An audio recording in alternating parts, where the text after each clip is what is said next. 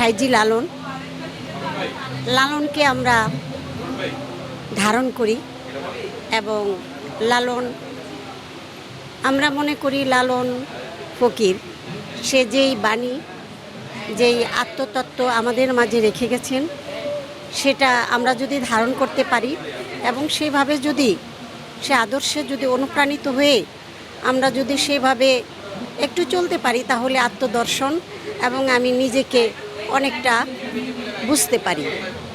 কারণ সব কিছুই দর্শন ভিত্তিক এবং নিজেকে খুঁজে নিজের মাঝে নিজেকে প্রতিষ্ঠিত করা, সেটা হলো পরমাত্মা।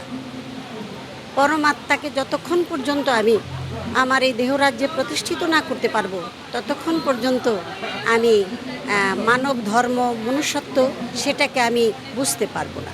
সেই বিষয়েই সাইজি লালন সাইজির গানে চলে আসছে এবং আজ এত সুন্দর পরিবেশনা। এটা এই সর্বপ্রথম লালন সাইজির তিরোধান 135তম তিরোধান উপলক্ষে লালন সাইজিকে এতটা মূল্যায়ন করা হয়েছে। এই জন্য মানে এত আনন্দ, সে আনন্দের ভাষা বলা যায় না, বলার মতো ভাষা নাই।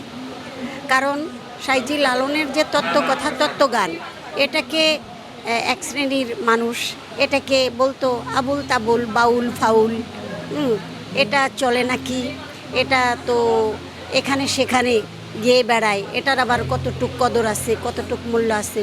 কিন্তু এটা শুধু শুনে যেতাম আর মালিকের কাছে আর্জি করতাম যে মালিকই ভালো জানে যে কবে আমার সাইজি লালনকে সবার মাঝে এভাবে পরিচয় ঘটায় দেবে যে আসলে সাইজি কী। তো এত সহজে আমার এই জীবনেই আমি খুব কাছ থেকে এটা দেখতে পারবো, এটা ভাবতে পারি নাই।